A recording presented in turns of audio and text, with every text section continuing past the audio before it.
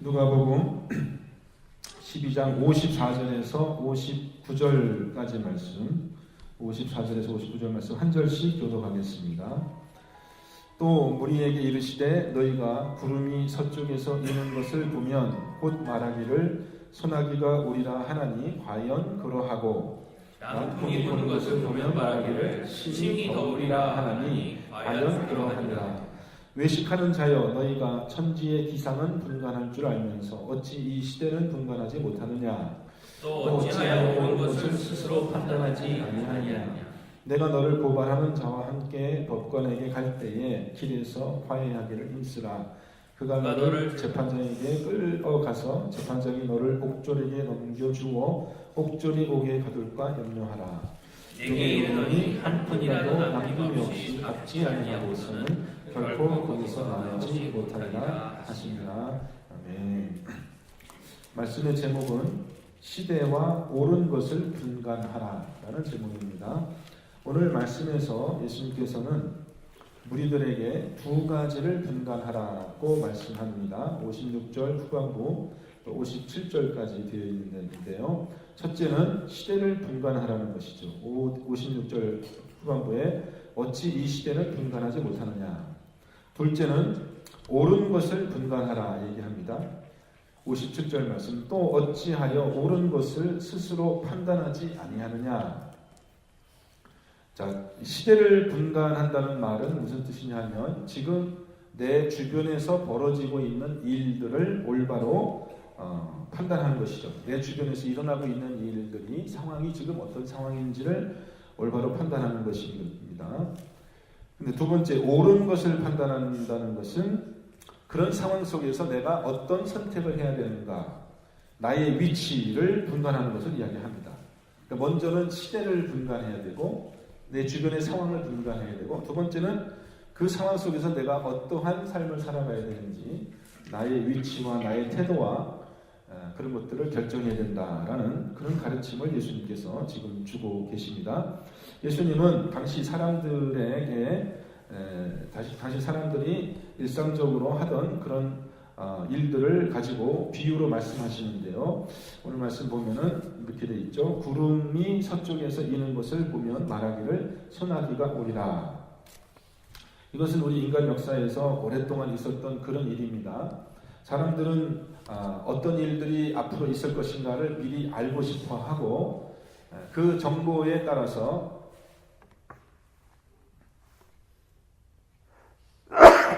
죄송합니다.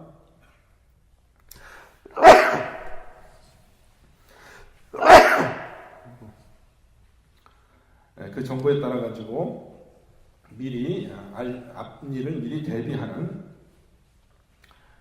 그런 일들이 있습니다. 여러분, 우리가 이스라엘이라는 그 나라의 지리를 조금 우리가 알고 있는데 어떻게 되어 있습니까? 이스라엘이라는 그 나라의 서쪽에는 뭐가 있냐면은 지중해 바다가 있어요. 그래서 오늘 말씀처럼 구름이 서쪽에서 인다라는 것은 이제 바다로부터 그 습기를 많이 머금은 그런 구름이 이제 이렇게 육지로 불어오면 그 육지에 이스라엘의 높은 산지가 있기 때문에 그 구름이 이 산을 만나서 이제 그 산지에다가 비를 뿌리게 되는 것이죠. 그래서 이스라엘 사람들은 이제 오랜 경험을 통해서 그런 일들을 잘 알고 있었기 때문에 이렇게 서쪽을 내다보는 거죠. 그래서 이스라엘 그 히브리 단어에는 이 동서남북 방향을 가르치는 그런 단어가 없기 때문에 서쪽이라는 말을 항상 어떻게 얘기하냐면 바다라고 얘기합니다. 바다가 있는 쪽이 서쪽이니까 바다라는 말이 곧 서쪽이라는 그런 표현이거든요. 그래서 서쪽 바다를 바라봅니다.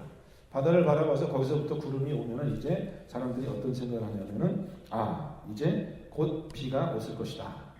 그러면 이 비가 올 것이다라는 그 말은 단순히 이제 미래의 어떤 일을 호기심으로 그렇게 아는 것이 아니라 그럼 비가 올 거니까 지금 이제 그 올 것에 대비하여서 내가 이 농사 일이라든지 혹은 집안 일이라든지 어떻게 내가 준비해야 될 거를 그들이 알고 그것에 따라서 이제 행동을 하게 됩니다. 우리 어렸을 때에서도 농촌에서 살 때 보면은 이제 비가 올 것이다, 장마가 질 것이다. 그럴 때가 되면 농부들이 어떻게 합니까? 밭에 나가가지고 이제 물고랑을 정비를 하죠. 큰 비가 내릴 걸 대비해가지고 인도에 물이 적정량이 이제 터질 수 있도록 적정량의 물이 잠길 수 있도록 물고랑을 크게 트는 겁니다. 왜냐하면 물이 많이 나오면 많이 빠져나가야 되니까. 또 가뭄이 들면 가서 또 고랑을 막고 이렇게 거기에 이제 작동사니가 없이 물이 잘 빠져나가도록 그렇게 정비하는 일들을 하는 것처럼 그렇게 사람들이 단순하게 미래를 예측하는 것이 아니라 그에 따라서 이제 반응하게 되는 것을 말합니다. 또 한 가지 예수님 말씀하시는 게 남풍이 부는 것을 보면 말하기를 심히 더우리라 이렇게 합니다. 여러분 이스라엘의 지형에서 아까 제가 동서남북이라는 말이 없다고 했잖아요. 그럼 남쪽에 이스라엘의 남쪽에는 뭐가 있습니까? 네, 광야라는 것이 있습니다. 유대 광야라는 것이요. 그래서 이스라엘 사람들은 남쪽이라는 말이 없어요. 그냥 광야하면 그게 남쪽입니다. 네게부라고 하죠. 네게부 성경에도 많이 나오는 진영인데 이 네게부라는 그 말 자체는 남쪽의 광야를 가르치는 그런 말입니다. 그러면 남쪽에서 네게부에서 이제 바람이 부는 거예요. 남풍이 분다는 것은 네게부에서 지금 바람이 올라오는 것입니다. 그럼 사람들이 어떤 생각을 하겠어요? 거기는 광야잖아요. 뜨거운 햇빛이 그 내리 쪼이는 그 광야에서 이제 이렇게 바람이 불어오니까 사람들이 뭘 예측할 수 있어요? 아 이제 굉장히 덥겠구나, 무덥겠구나라고 생각하고 여러분 이제 이렇게 더위를 대비하여서 이제 준비를 하겠죠. 바깥 출입을 삼가고 어떻게 그 더위를 피할 수 있을까?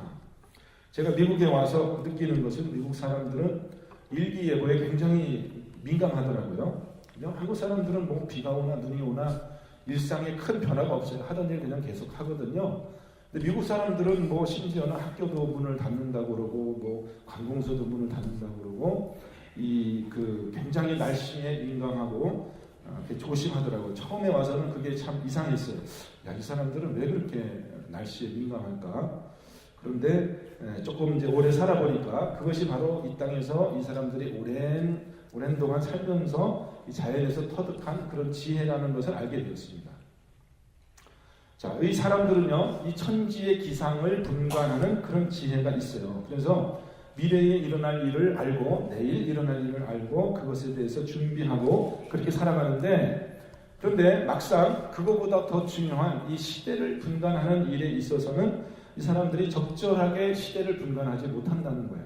또 그 시대에 맞게 자기들이 행동하지 못한다는 것입니다.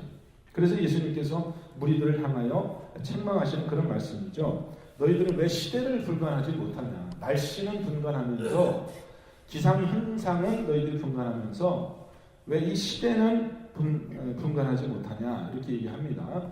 그럼 예수님이 말하는 지금 이 시대는 뭘 얘기하냐면은 종말과 심판이 임박한 시대를 이야기하고 있죠. 우리가 어제 본문에서 계속해서 본 건 뭐 예수님께서 내가 이 땅에 불을 던지러 왔다라고 이제 심판이 시작된 것을 이야기합니다. 왜 그것을 너희들이 알지 못하냐? 그러면 우리가 기상현상을 분간할 때도 어떤 징조가 있었잖아요. 징조, 그죠? 구름이 인다든지 남풍이 불어온다든지 그거와 마찬가지로 이 종말이라는 이 시대를 우리가 분간할 수 있는 그 징조가 무엇이냐라는 것입니다. 무엇을 보고 우리는 이제 때가 되었구나, 종말이 되었구나라는 것을 알 수 있는 것입니까? 그것은 첫 번째는 예수님의 가르침과 이적입니다. 우리가 누가복음 7장에서 본 적이 있는 말씀인데 세례 요한이 예수님께 자기 제자들을 보내서 이렇게 질문합니다. 오실 그이가 당신입니까? 우리가 다른 일을 기다려야 됩니까?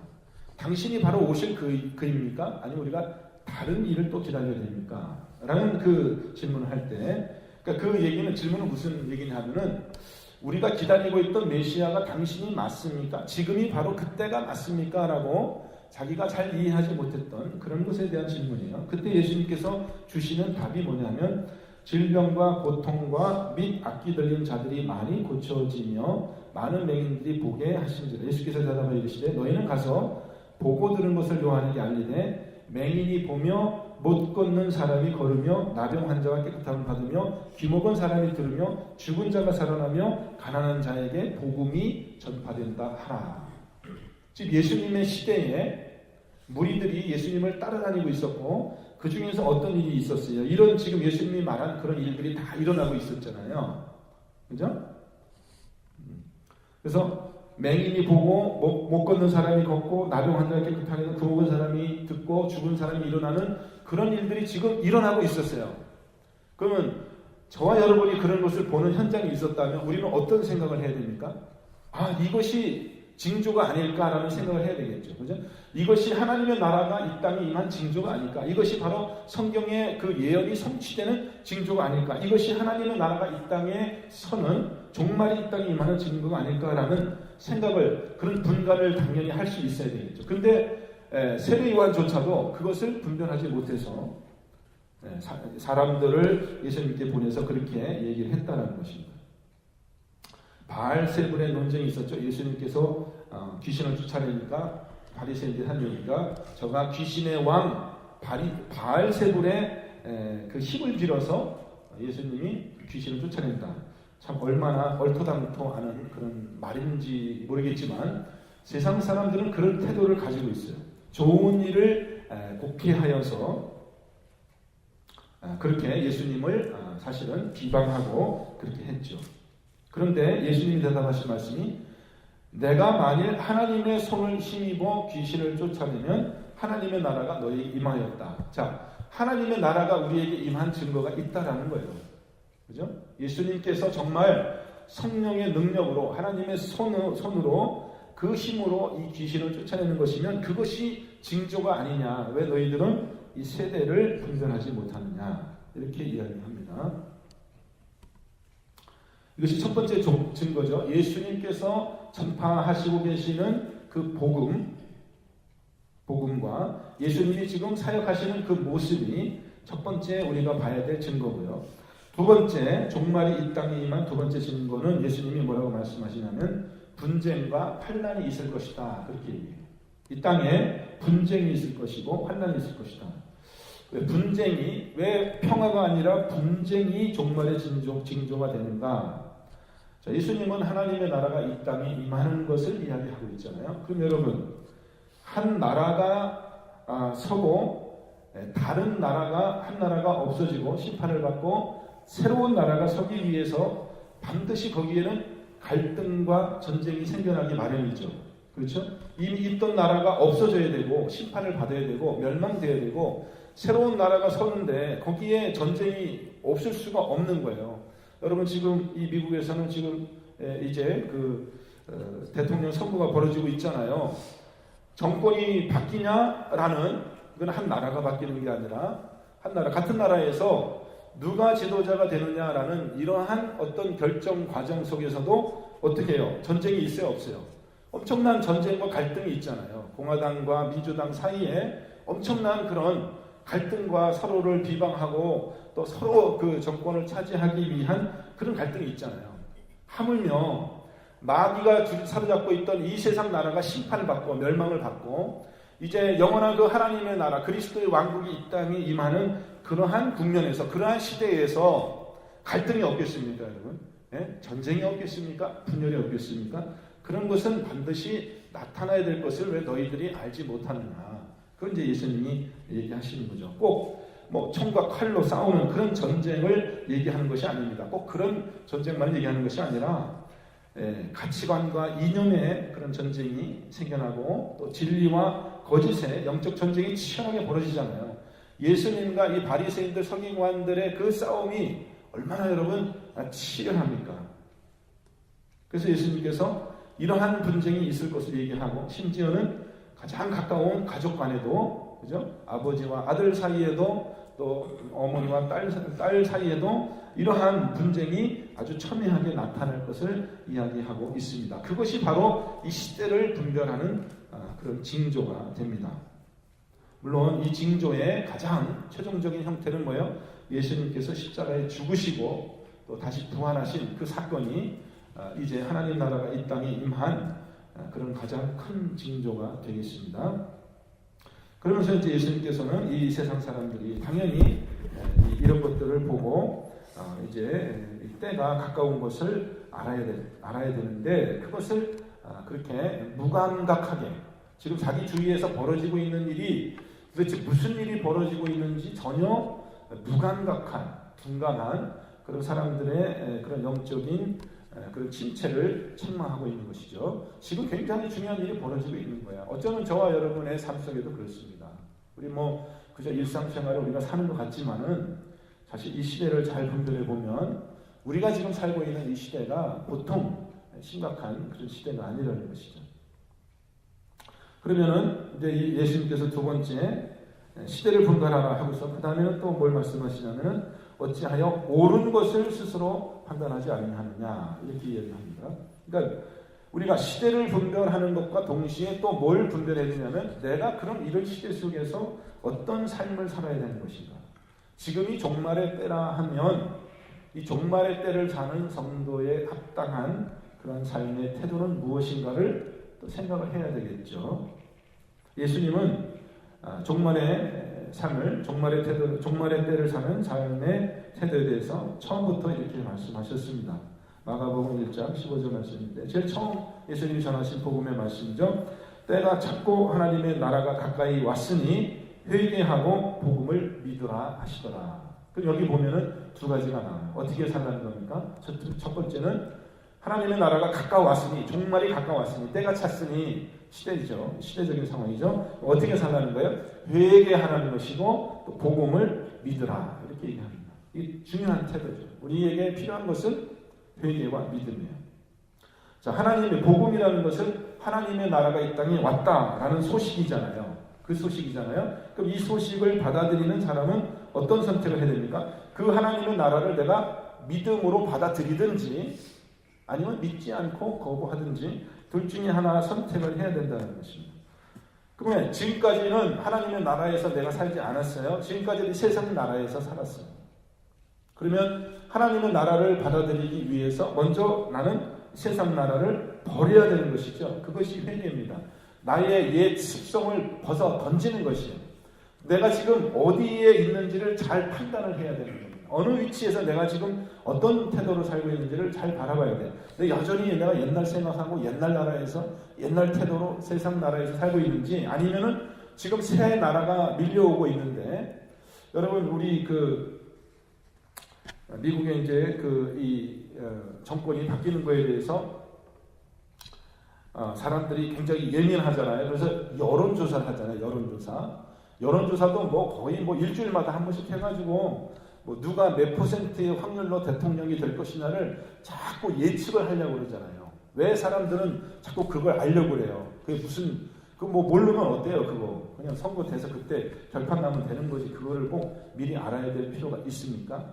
저와 여러분은 그거에 구체적인 영향을 받지 않을지 모르지만 여러분 만약에 사업가라고 생각해 봅시다. 그러면 정권이 바뀐다는 것은 사업에 큰 변화가 있는 것을 이야기하잖아요. 환경에. 그죠? 정책이 바뀌고 정권이 바뀌면 어떻게 돼요? 내가 사업하는 그 환경도 바뀌니까 나도 그것에 맞춰서 신속하게 준비를 해서 잘 하지 않으면 내 사업이 번창할 수가 없는 거죠. 그렇죠? 그래서 이 미국의 대통령이 바뀌는 것은 굉장히 중요한 일이고 그 미리 알아서 준비하면 좋다라는 것입니다. 그런 민감성이 우리에게 있어야 된다는 것이죠. 지금 하나님 나라가 이 땅에 임하고 있어요. 새 나라가 오고 있어요. 여러분 만약에 미리 알았다면 지금 새 나라가 이 땅에 임하고 있다. 여러분이 그것을 미리 알고 있다면 여러분 준비하지 않겠어요? 준비하지 않으시겠어요? 옛날 것에 자꾸 집착하고 있는 것이 아니라 지금 사실 한국이 굉장히 지금 어려운 외교적으로 어려운 것이 뭡니까? 지금 미국과 중국 사이에서 한국이 굉장히 지금 어떠한 외교 노선을 택해야 될까를 굉장히 지금 고민하고 있잖아요. 그죠? 미국 편만 들자니 중국한테 미움을 받으면 굉장히 경제적으로 또 군사적으로 어려운 그런 환경에 처할 수 있고요. 우리나라의 입장이 그렇잖아요. 그렇다고 중국 쪽으로만 편을 들자니 어떻게 돼요? 또 미국에 또 미움을 사서 우리에게 그 불이익이 있을 것 같으니까 지금 이렇게 하지도 못하고 저렇게 하지도 못하고. 근데 만약에 우리가 정말 미국이 이 세계를 제패할 것이다. 그걸 미리 알았다면 어떻게 되겠어요? 그럼 우리 당연히 미국 편으로 가겠죠. 아니다. 중국이 결국은 이 미국을 이기고 이 세상을 제패할 것이다. 그걸 우리가 만약에 미리 알 수 있다면 그럼 우리는 중국 편으로 가겠죠. 그렇죠? 그런 선택을 할 수 있잖아요. 지금 새로운 나라가 막 밀려오고 있어요. 하나님의 나라가 막 밀려오고 있어요. 그걸 우리가 확실하게 안다면 그러면 우리는 이 옛 세상을 던져버리고 회개하고 복음을 믿으면 되는 거예요. 그 나라에 들어갈 수 있으니까요. 그 우리의 선택이 지금 필요한 것입니다. 여러분, 누가 이길 것 같아요? 하나님이 이길 것 같아요? 사람이 이길 것 같아요? 그걸 우리가 판단해가지고 선택을 한 것입니다. 하나님이 반드시 이긴다. 여러분, 그런 시대의 분별이 여러분에게 있으시기를 주님의 이름으로 축원드립니다. 그래서 우리는 이 세대를 잘 분별하기 위해서 옳은 것을 분별한다는 것은 다른 게 아니에요.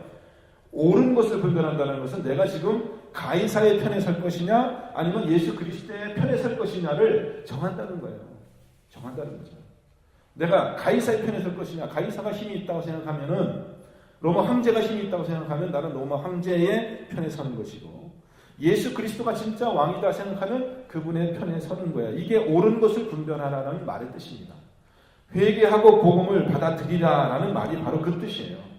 이제 이 세상 나라를 심판할 때가 되었고 궁극적으로 그리스도의 왕국이 이 땅에 설 것이니까 너희들은 복음을 받아들이고 예수 그리스도를 따르는 그 편에 서라라고 종말의 때를 사는 성도들의 삶에 대해서 예수님께서 지금 권면하시는 거죠. 그러면서 한 가지 더 덧붙이는 말씀이 있는데 그것은 뭐냐면은 형제에게 원망 들을 만한 일이 있으면 빨리 가서 어떻게 해요? 용서를 구하고 화해하라는 것입니다. 그래서 오늘 말씀 결론이 어떻게 가냐 하면은 한 푼이라도 남김이 없이 갚지 아니하고서는 결코 거기서 나오지 못하리라. 예수님은 천국을 맞아들이는 태도, 회개와 믿음을 얘기했는데 그 말씀의 마지막에 또 뭘 얘기하냐면 우리가 형제에게 잘못한 그런 행동을 우리가 갚아야 할 빚이다 이렇게 얘기해요. 빚이다. 그래서 그것을 다 갚지 않으면 마지막 한 푼까지 다 갚지 않으면 우리가 옥에서 결단코 나올 수 없다 이렇게 이야기를 하는 것입니다. 다른 말로 하면 종말의 때를 살아가는 심판을 이제 막 임박한 심판을 기다리고 있는 우리 성도의 삶에서 가장 중요한 것이 뭐예요? 자기의 잘못을 회개하고 형제에게 원망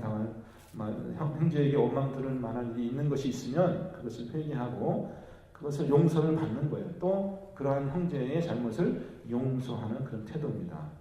근데 심판받을 사람들의 특징은 뭐냐면 회개를 안 해요. 회개를 안 하고 점점 더 마음이 악해지고요. 지금 이제 예수님을 둘러싸고 있는 그 유대인들의 반응을 여러분 보십시오. 점점 더 이전보다 못한 모습으로 점점 더 마음이 굳어져서 결국은 예수 그리스도를 십자가에 못 박는 그런 태도로 변해가는 거예요. 그것이 바로 심판받은 사람들의 모습이에요. 마음이 굳어지고 용서하지 못하는 그런 모습으로 변해간다는 것입니다. 여러분, 이 시대가 어떤 시대인지를 우리는 분별해야 돼요. 근데 그거보다 더 중요한 것은 이런 시대 가운데서 나는 도대체 어떤 선택을 해야 되는 것이냐, 이것을 분별하는 것이 더 중요한 것입니다. 그것이 우리의 영원한 운명을 결정하는 것이에요. 자꾸 다른 사람의 잘못이 크게 보이면 안 됩니다. 자꾸요. 내 주변에 있는 것들이 크게 보이면 안 되고 내가 하나님 앞에 어떤 모습인지를 더 관심을 가지고 그래서 자신의 허물을 계속해서 그렇게 정결하게 그렇게 하나님 앞에 용서받고 고쳐나가는 그런 사람의 미래가 정말 밝은 것이죠. 그것이 해결되지 않고서는 우리에게 참 큰 어려움이 있을 것 같아요. 여러분, 오늘 이 말씀에 정말 깨닫는 그런 은혜가 있으시기를 주님의 이름으로 간절히 축원드립니다. 기도하겠습니다.